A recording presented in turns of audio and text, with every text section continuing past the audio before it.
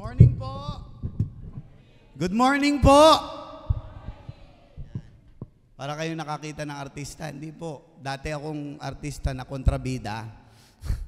Pero hindi po. I am honored to be here.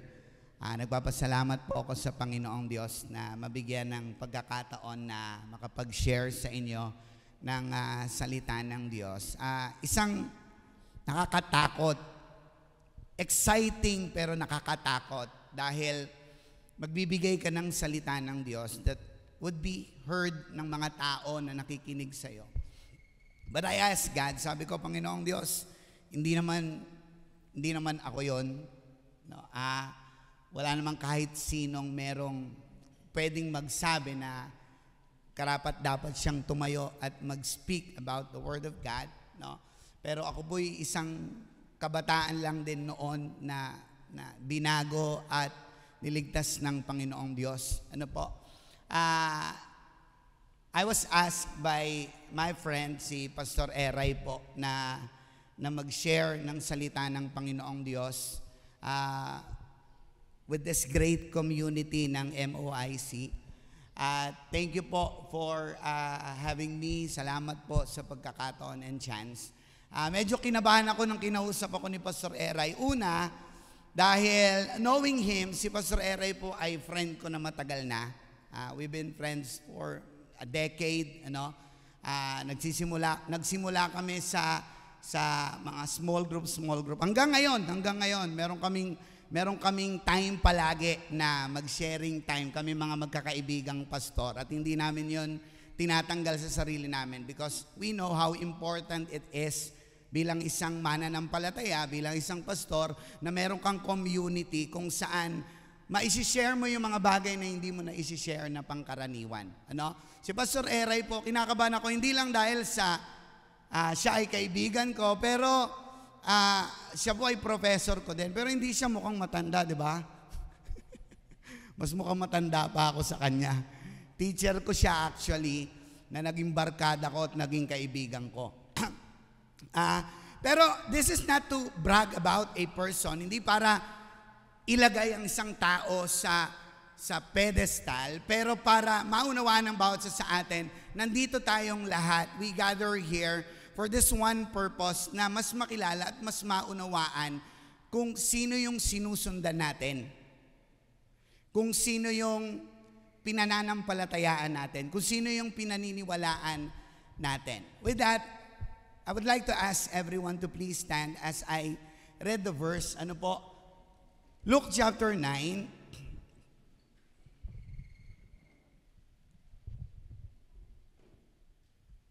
Luke chapter 9. I will be reading verse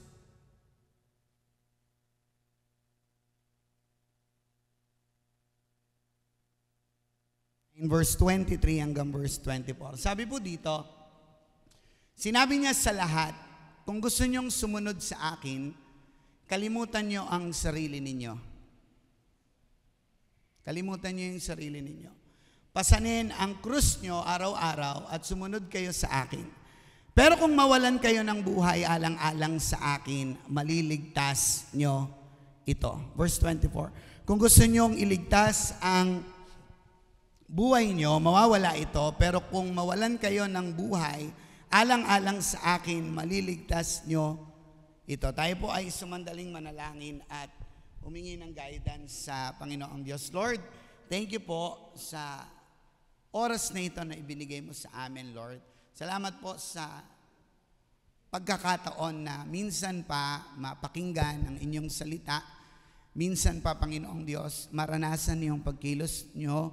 Minsan pa, Panginoon, matuto sa salita mo, Lord, na nagdudulot ng pagbabago sa buhay ng bawat isa sa amin. Lord, we pray na kung meron mang anything sa puso namin, mga bagay na masama, na sabing hindi maganda, Panginoong Diyos, patuloy mo kaming linisin, patuloy mo kaming patawarin, at patuloy mo kaming ayusin, Panginoong Diyos. At hinihiling namin ang pagkilos ng inyong banal na spirito na malaya, mangusap, Panginoong Diyos, sa puso at isip ng bawat isa. Sa pangalan ni Jesus, amen and amen. Maaari na po tayo magsiupo. Ang title po ng pag-aaral natin ngayong umagang ito, Pagsukong Iba sa pagsuko ng iba. Pagsukong iba sa pagsuko ng iba. Meron tayong mga magkakaibang definition kung ano ba para sa atin yung word na surrender. Kagabi, prinitch ng aking kasama ko din, kaibigan si Pastor Carlo, yung radical abandon. Ang inassign sa akin is radical surrender. Ano yung ibig sabihin ng word na pagsuko? Perhaps, merong mga tao na nandirito na merong sariling definition kung ano ba yung word na pagsuko or radical surrender. No? Meron tayong mga magkakaibang konsepto kung ano ba yung ibig sabihin ng radical surrender. No? That's why ang tanong ko po sa inyo ngayong umaga is this: anong klase ng pagsuko ang pagsuko mo? Is it defined as how Jesus defined it? Yung pagsuko ba natin ay define kung paano sinusuko or kung paano yung ibig sabihin ni Jesus ng word na pagsuko. Radical surrender is this: surrender that is different from the usual. Medyo nagkamali ako ng typo. Ayun yung ibig sabihin ng radical surrender. Kahapon, galing po kami galing ako ng Puerto Galera, Mindoro, and we have been ministering to this youth at risk.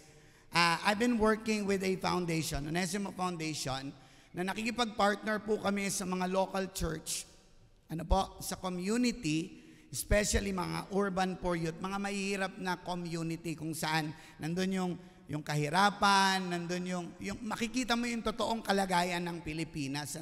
Kahapon, nagpunta kami ng Puerto Galera, Mindoro, kasama yung mga beneficiaries, end retreat na nila. It's a 2-year program, end retreat na nila. And pauwi na kami dito, merong isang pastor, sabi niya sa akin, "Pastor, magpipreach ako dito." Sabi ko, "Sige, Pastor, mag-preach po kayo." He was like, siguro mga 70 years old na siya. Nagpaalam siya doon sa taas, sa crew, kung pwede siyang mag-share. And nagsimula siyang hawakan yung mic and nag-preach siya about the gospel of Jesus Christ. And people like tatawanan, nagkukwentuhan, nagsisigawan, lumalakad. It's like they don't care. No? Parang wala silang pakialam. Of course, yung mga beneficiaries na hinahandle namin, nandun, nakaupo, nakikinig, pumapalakpak. But most of the people ay hindi siya pinapansin. Sabi ko, grabe naman yung pastor na to. Grabe yung kanyang passion. Grabe yung kanyang pagiging radical. Sobrang extreme. Wala siyang pakialam kahit kasi many of us, even pastors and mga workers or mga lay minister would say, hindi ito yung tamang lugar para mag-preach. Hindi ito yung tamang lugar para mag-share ka ng gospel. Pero siya hindi. He's very different. I don't care. I don't know. Sa kanya siguro, walang tamang lugar. Okay? Walang tamang tao. Lahat ng lugar na pupuntahan ko, sasabihin ko yung magandang balita. Very different. Very different from the usual. Kasi sa atin, for us, ay hindi ito yung tamang lugar para mag-share ka ng gospel. Hindi ito yung tamang tao kasi nagbibiyahe tayo sa Mayroro, tapos bigla kang magsisisigaw dyan sa harapan. But he doesn't care. Ang sa kanya, ito yung gagawin ko kasi ito yung sinasabi sa akin na gawin ko. And Jesus called us to be like that, to be different from the usual. Tinatawag niya tayo na maging iba sa pagsuko ng iba. Naintindihan niyo po? Hindi yung usual na Christian, hindi yung usual na definition ng mga mananampalataya, hindi yung usual na definition ng pagsuko, pero yung different, yung masasabi ng mga tao, bakit ginagawa nito yan? Ano pumasok sa isip netong matandang to at nagsisisigaw siya diyan at nagpe-preach siya? Very, very unusual.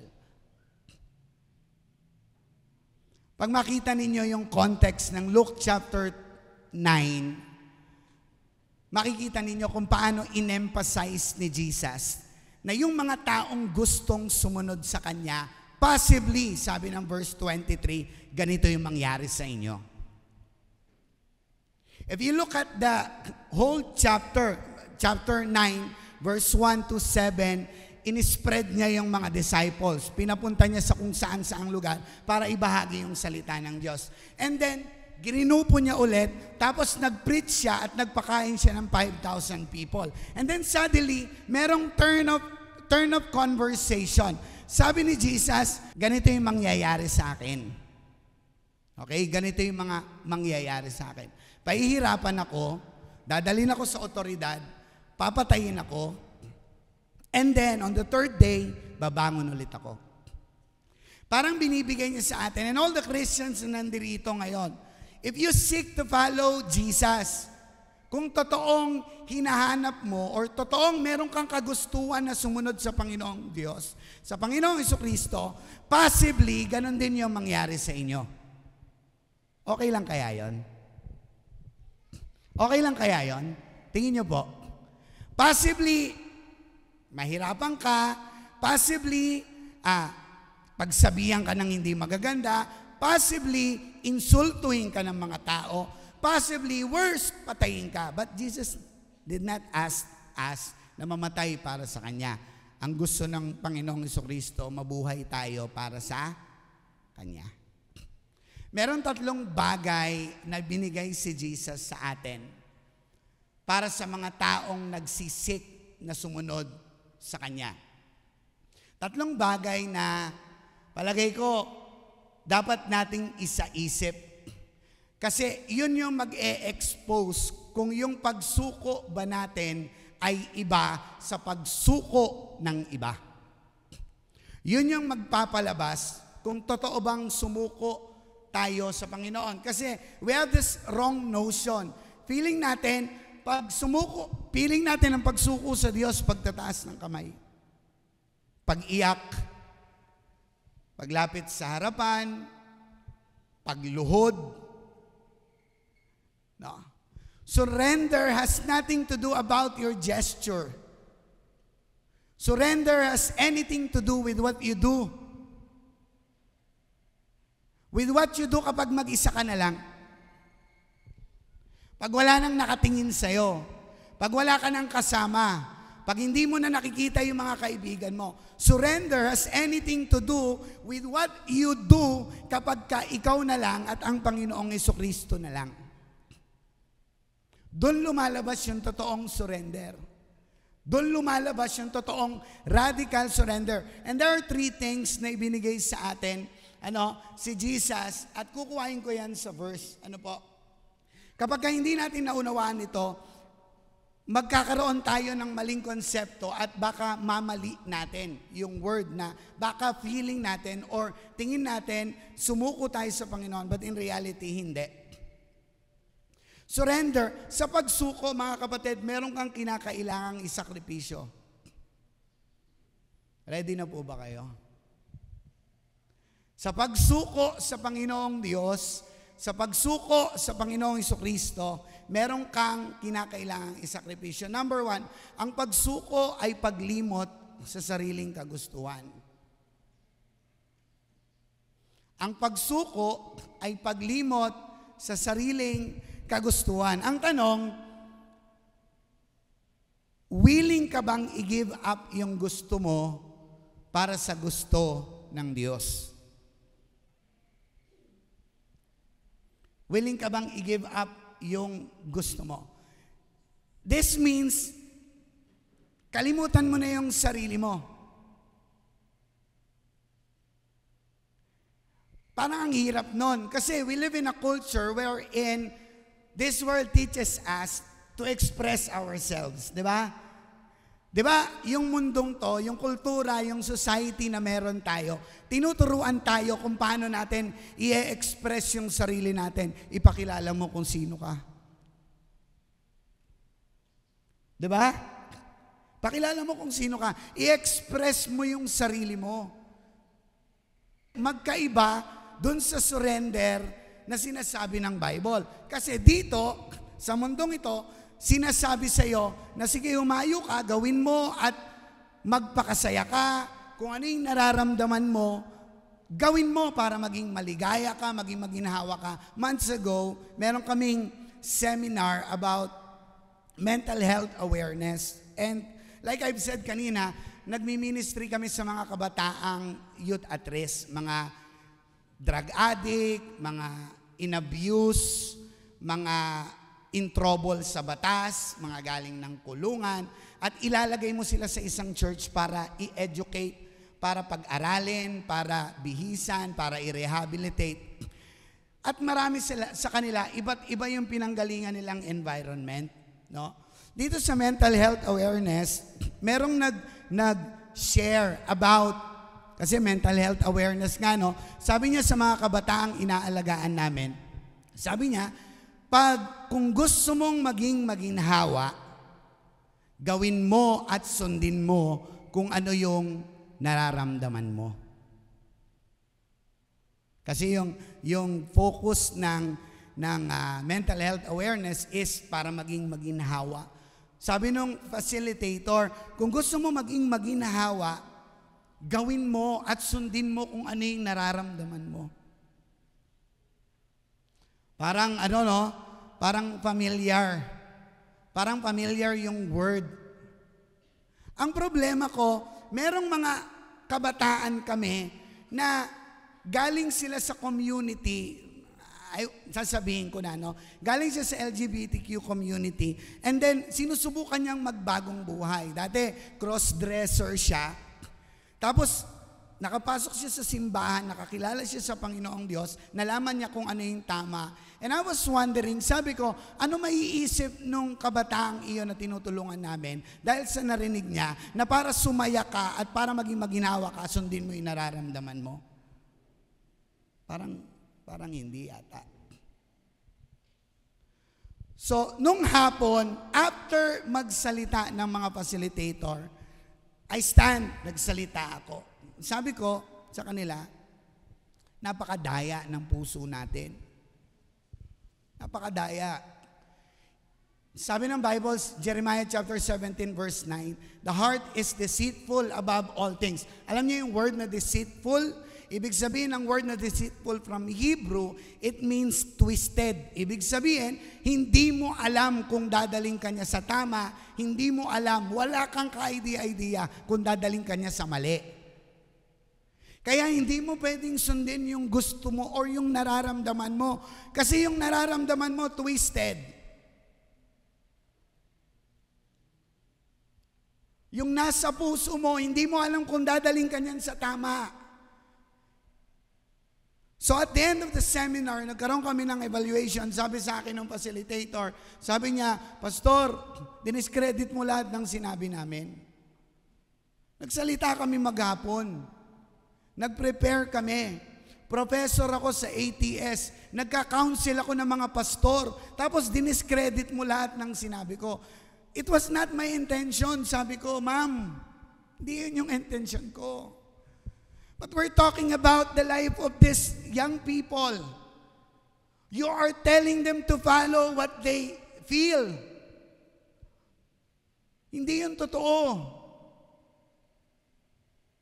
Hindi yun totoo. Walang ganon. Walang katotohanan doon.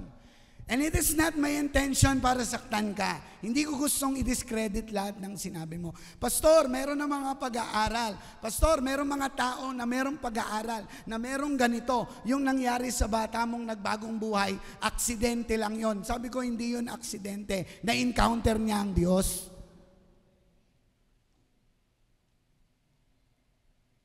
Pastor, matagal na namin yung pinag-aaralan. Sabi ko, Ma'am, Sir, tatlo sila, facilitator. Sabi ko, kahit sino pang matalinong tao na mag-aral at kung ano-ano man yung matuklasan niya sa buhay niya, na bagong aral na pwede niyang i-share, hindi pwedeng yumuko yung salita ng Diyos sa kanya. Dapat lahat ng bagay, anumang kaalaman na meron kayo, anumang kaalaman na meron tayo, hindi pwedeng mag-exceed yon sa Bible. Dapat tayo yung yuyuko sa tinuturo ng Bible.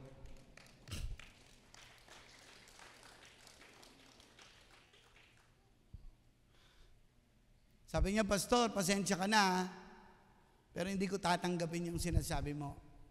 It's okay. Na-guidance tuloy ako. Hindi ko na makakalain magsusumbong sa director. Kung akala ko na magsusumbong sa director, hindi ko na sinabi yun eh. Hanggang ngayon tuloy, di ba? So, minit kami. And then, nag-meet kami nito mga taong ito, and then sabi nila, ganito yung ginawa nung kasama namin. And then, I say this, sabi ko lang sa kanila is this, hindi namin pwedeng talikuran yung sinasabi ng salita ng Diyos. Hindi natin pre-present sa mundong ito. Kung ikaw ay mananampalataya, hindi natin pre-present na i-express yung sarili mo. Hindi natin tinuturo na gawin mo kung ano yung mga bagay na magpapasaya sa'yo. Kasi hindi. Para mahanap at makita mo yung buhay na hinahanap mo, kailangan mong kalimutan yung sarili mo. Ayun yung ibig sabihin nun. Kaya ang tanong ko, willing ka bang i-give up yung gusto mo para sa gusto ng Diyos? Anong sabi ng Luke chapter 14 verse 26? Hindi ka pwedeng maging disciple unless mahalin mo ako ng higit sa tatay at nanay mo, asawa at mga anak, mga kapatid at kahit sa sarili mong buhay. Paano yung pastor? Dito sa mundong ito, tinuturuan tayong mahalin yung sarili natin. Diba? Sabi pa nga ng kanta ni Justin Bieber, love yourself. Mahalin mo yung sarili mo. Pero dito, hindi ka pwedeng maging disciple kung hindi mo kayang mahalin si Jesus above things. Dapat mas mahal mo siya kaysa sa mga magulang mo. Dapat mas mahal mo siya kaysa sa girlfriend mo, sa boyfriend mo. Dapat mas mahal mo siya even sa sarili mong buhay. Kasi hindi mo matatagpuan yung buhay na hinahanap mo kung hindi mo siya isusuko sa Panginoong Jesucristo. Sabi ng Romans chapter 15 verse 1, tayong mga malalakas na may pananalig, tulungan natin ang mga kapatid nating mahina ang pananalig instead na sarili lang natin yung iniintindi natin. Hindi ka pwedeng maging tagasunod ng Panginoong Jesucristo kapag hindi ka willing i-give up yung gusto mo para sa gusto niya. Hindi pwede. Walang middle ground. Walang gitna. Hindi ka pwedeng bumalanse. Sabi nga ni C.S. Lewis, Jesus is not Lord if He is not Lord at all. Ang Panginoong Hesus ay hindi Panginoon kung hindi siya Panginoon ng lahat sa buhay mo. Paglimot sa sarili. Ang pagsuko ay paglimot sa sarili. Pangalawa, sabi rito, ang pangako, ang pagsuko ay pagbawi sa kasalanang nagawa.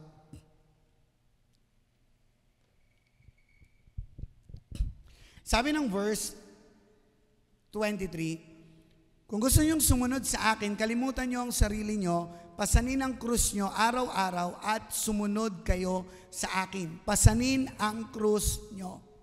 Now, merong ilang meaning yung word na cross-bearing or take up your cross. No? At ito yung isang meaning na nakita ko, na kapag sumusuko ka sa Panginoong Diyos, bumabawi ka sa kasalanang nagawa mo.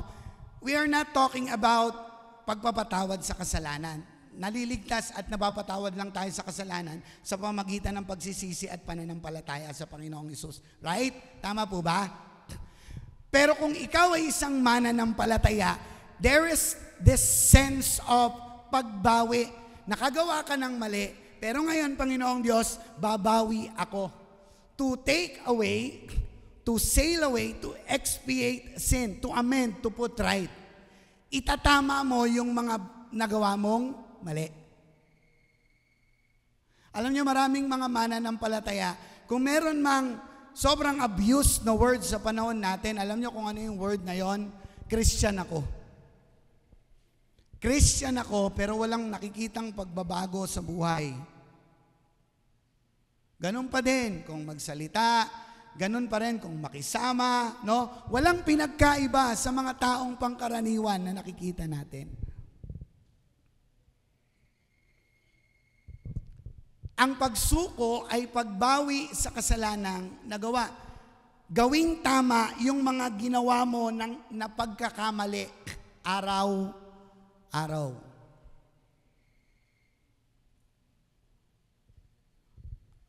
Araw-araw. Ang pagsuko sa Diyos, mga kapatid, ay pagnanais din na maitama yung masasamang nagawa natin. Alam nyo, maraming pagkakataon, ginagamit natin yung word na sorry. Lord, sorry. Lord, sorry. Panginoon, patawarin mo ko. Panginoon, hindi ko nagagawin. Pero ayaw mo din siya pahintulutan na ayusin yung sarili mo. Hindi yun pagsuko. Hindi yun pagsuko. Ang pagsuko ay pagbawi. Ang pagsuko sa Diyos ay pagnanais ding itama yung mga masasamang nagawa natin. Ang pagsuko sa Diyos ay pagbawi, hindi pagpapatuloy. Kasi hindi ka pwedeng sumuko sa Panginoong Diyos na magpapatuloy ka sa mga bagay na hindi tama. Meron kang relationship na hindi tama. Kung susuko ka sa Panginoong Diyos, kailangan mo yan itama. Kasi hindi ka pwedeng magpatuloy dyan, tapos sinasabi mo, Lord, sinusuko ko yung buhay ko sa iyo. Hindi siya nagtutugma. Hindi siya nagtutugma. Dapat merong sense of amendment. Alam niyo ibig sabihin ng amendment? Yung mag-amend ka dun sa bagay na nagawa mo. Gagawin mong tama yung bagay na hindi tama sa buhay mo. Yun yung isang actually sign ng isang mananampalataya na ikaw at ako ay sinisik mong itama kung ano yung nagawa mong mali. Naalala niyo yung story ng prodigal son in Luke chapter 15? Di ba na-realize niya na nagkamali siya? Tama? Anong ginawa niya nung na-realize niyang nagkamali siya? Nagsisi at bumalik siya. Tama po? Bumalik siya sa Panginoong Diyos. Tayo nagsisisi pero walang ginagawa. Walang ginagawa. Ang pagsuko ay pagbawi sa kasalanang nagawa. Nagko-confess ka sa Diyos pero ayaw mo din siyang payagan na ayusin ka personally. Hindi yun matatawag na pagsuko. Third and last, ang pagsuko ay paglakad ng may pagsunod sa Kanya. Meron akong isang alaga na galing ng Manila Boys Town Complex. I don't know if you've heard about it. Pero mula 2015, dumadalaw ako sa MBTC Manila Boys Town Complex. At nakikipaglaro ako, nakikipagkwentuhan, nakikipag-fellowship ako sa mga kabataan na dinala doon, mga kabataang inabandona ng mga magulang, mga kabataang nagkaroon ng kaso, nahuli ng DSWD. Meron akong, marami kami, ayan sila Pastor Eray, marami kami mga nakikilalang mga orphan na kabataan, mga troubled sa batas na kabataan. And there is this one young man, ang sabi niya, Pastor, gusto ko maranasan na magkaroon ng pamilya. Sabi ko, sige, walang problema. Sige, sa akin ka, kukunin kita. And pinag-aral ko siya. Pinag-aral ko siya ng college. Pero sabi ko sa kanya, sabi ko, bro yung tawag ko sa kanya. Sabi ko, bro, gusto ko makatapos ka ng pag-aaral. Yung pagpapaaral ko sa iyo, hindi ito para sa akin. In fact, kahit pagka nakagraduate ka na ng college, magkaroon ka na ng trabaho, okay? Kahit magkaroon ka na ng sarili mong pamilya, humiwalay ka na, no? Wag mong tingnan na credit mo yung buhay mo sa akin. Okay? Sabi ko sa kanya, gawin mo to, mag-aral ka ng maigi, okay? Para sa'yo. Pero isa lang yung ihilingin ko. Sabi ko sa kanya, sumunod ka lang. Sabi ko, ito lang yung bagay na ihilingin ko. Sundin mo lang ako sa bagay na to, okay na tayo. Sabi ko, huwag kang papasok sa relationship. Ayun lang yung sinabi ko sa kanya. Lahat ng bagay na kakailanganin mo sa pag-aaral, lahat ng bagay na kakailanganin mo para masustain yung ginagawa mo. Sabi ko, kahit nung time na yan wala akong trabaho, gagawan ko ng paraan kasi talagang full-time pastor ako sa church. At sabi ko sa kanya, gagawan ko ng paraan. Okay? Iraraos natin. Basta, huwag ka lang pumasok sa relationship. Ayun lang yung hiling ko sa'yo. 4 na taon, 5 taon ka mag-aral ng criminology yung course niya. Tatapusin natin yan. Binilang ko siya ng cellphone dahil hindi ko naman pwedeng ipahiram palagi yung cellphone ko. So yung cellphone ko, until one day, nakita ko siya. Siyempre, no, yung mga kabataan na yan, mahuhuli mo naman talaga yan kahit anong tago Di ba? Amen? Nag-i-amen yung 12 years old Ay, 14 pala. Sorry. 14, mali. Mali si pastor.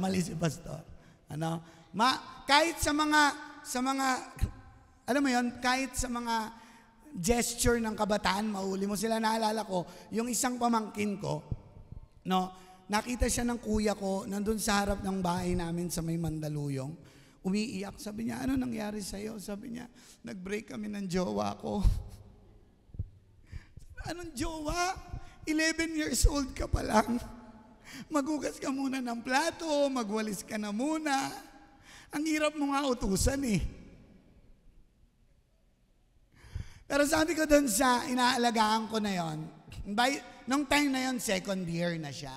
So sabi ko sa kanya, please lang, lagi ko siyang nire-remind. And then, nahuli ko siya sa Facebook na nagpo-post ng kung ano-ano. And then, every time I confronted him, every time na sinasabihan ko siya, hindi yan, mga kaibigan ko lang yan. Until, nakalimutan niya yata na yung cellphone na gamit niya ay cellphone ko. So, kinuha ko yung cellphone niya, accidentally, hindi ko naman sinasadyang mabasa. Accidentally, nakita ko nakikipaglabing-labing siya sa isang estudyante din. Ang sakit pala malaman niloloko ka, no? Sino mga naloko na rito? Ay, nahihiya. Pero alam mo yan, parang, grabe, all these years, iniisip mo, grabe, sumusunod sa akin to. Pinagbigyan niya ako sa gusto ko. And then suddenly, makakabasa ka ng ganong text na, pag nakatapos ako ng pag-aaral, ngayon simulan na natin to. Mahal na mahal kita. Wow! Sana all. Sana all, Tapos, I think of God. At sabi ko sa sarili ko, parang ang hirap pala, No, na parang all these years, wala kang ibang inisip kundi mapabuti siya at meron ka lang gustong ipagawa sa kanya. Isa lang, sumunod lang dun sa part na yon, pero hindi kanya kayang masunod. And I think of God, sa mga bagay na gusto niya at intention niyang mabuti sa atin, meron lang siyang isang bagay na pinapatanggal sa iyo, meron lang siyang isang bagay na pinaalis niya sa buhay mo, pero hindi mo mag-give up, hindi mo maibigay sa kanya. Ano kayong pakiramdam? And God is not someone, hindi siya parang poste lang na walang pakiramdam. Could you imagine all of us being disobedient sa Panginoon? How does it feel? Sa akin, isa lang. Pero siya, lahat tayo. Tama po ba? Sabi ko, isa lang. Tandaan ninyo ito mga kapatid. Radical surrender requires obedience. Hindi mo mararanasan yung bagay na gustong iparanas sa iyo ng Panginoong Diyos hanggat hindi natin natututunang sumunod sa Kanya. Sabi ko kahapon sa mga beneficiaries na kasama namin, babalik na sila kasi kinukup sila sa church, babalik na sila sa kanilang mga family. After 2 years, meron na silang trabahong maganda, magbi-business na sila through the help of foundation. Pero bago namin sila dinismiss pauwi, sabi ko sa kanila, mula Monday hanggang Friday, hanggang kahapon, hindi ko na mabilang yung taas ng kamay ninyo. Hindi ko na mabilang kung ilang beses kayong pumalakpak. Hindi ko na rin mabilang kung ilan sa inyo yung lumuhod. Hindi ko na rin mabilang kung ilan yung lumapit sa harapan para manalangin. Pero lahat ng bagay na yon walang kwenta kapag hindi kayo natutong sumunod sa Panginoon. You can cry all you want. You can raise your hand.